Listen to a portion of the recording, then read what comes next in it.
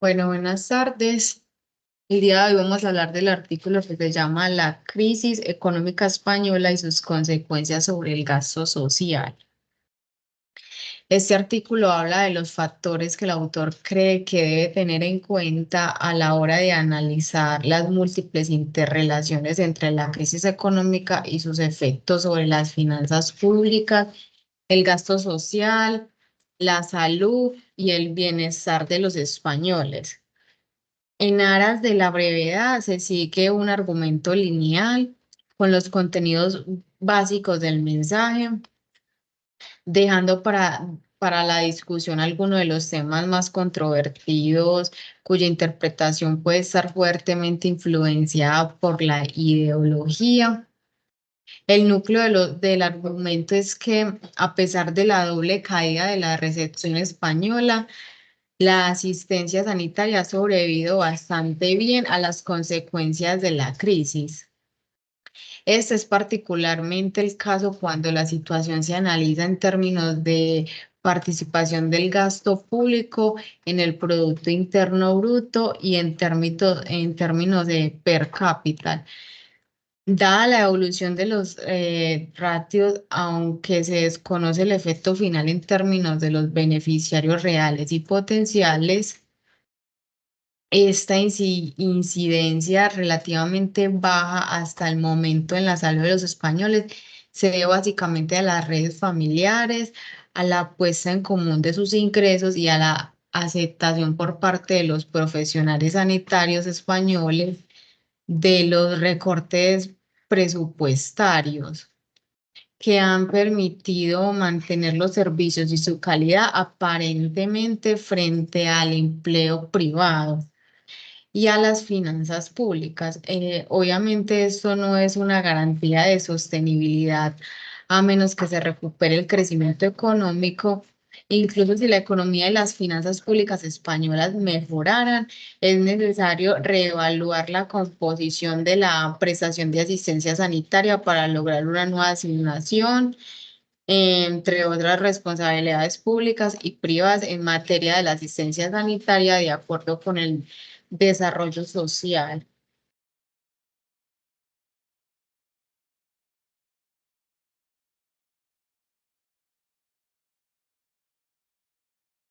España ha entrado en una crisis económica de un modelo de crecimiento de gran magnitud.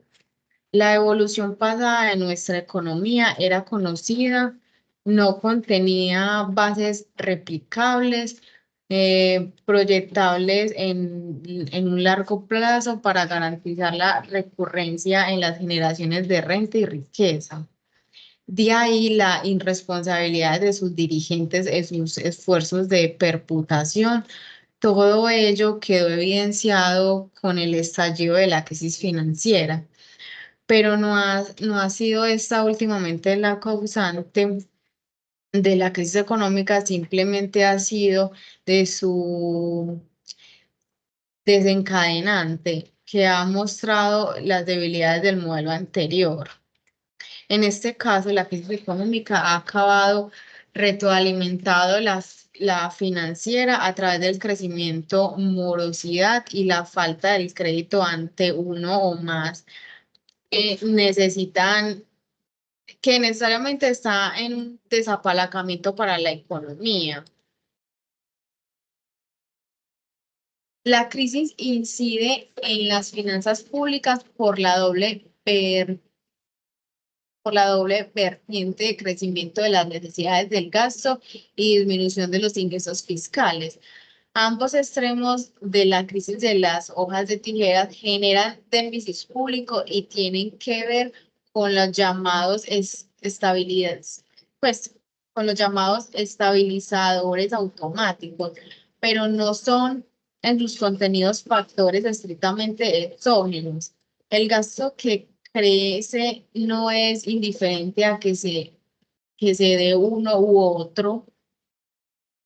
otro tipo, prestación al final de su subsidio de paro versus subvenciones de aviones para mantener ocupados y los ingresos que decrecen se combaten con desigualdad, fortuna subiendo tipos impositivos a la vez que se erosionan con ello las bases imponibles.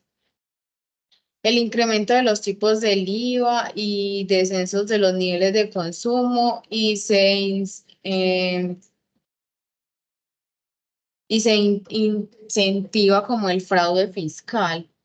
La conmoción que genera la crisis y su ahondamiento, la doble recesión que nunca intuyeron ni el presidente Zapatero ni sus asesores, hace comprensible la reacción ciudadana indignada y la fuerte diatriba antisistema.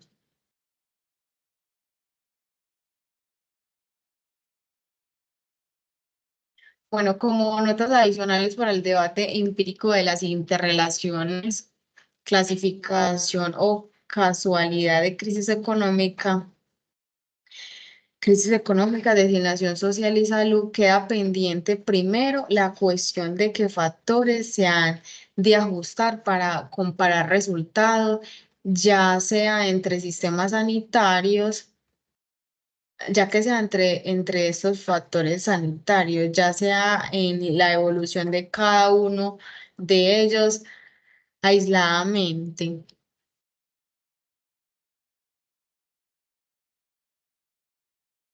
Segundo,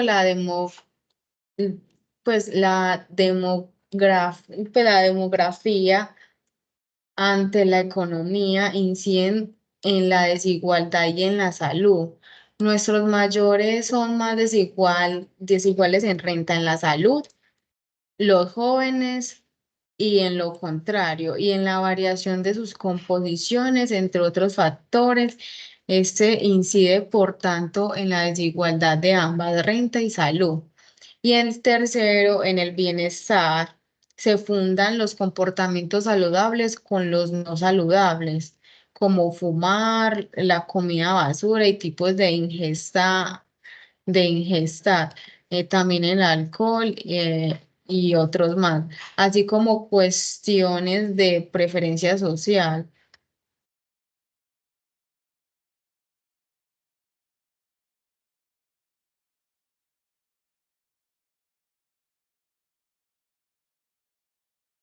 En la crisis económica de base, pues fue desencadenada ya la postre retroalimentación a la financiera, la que dificulta hoy la emergencia de un nuevo modelo para la economía real de nuestro país, crisis que en su continuidad posiblemente acabará afectando a la salud de los españoles por la vía de la privación.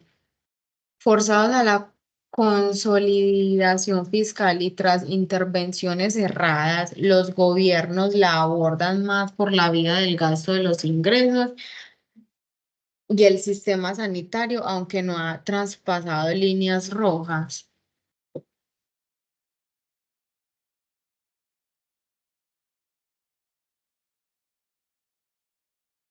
Pero la sociedad ha de debatir entre estrategias de un futuro en cobertura y financiación pública y privada.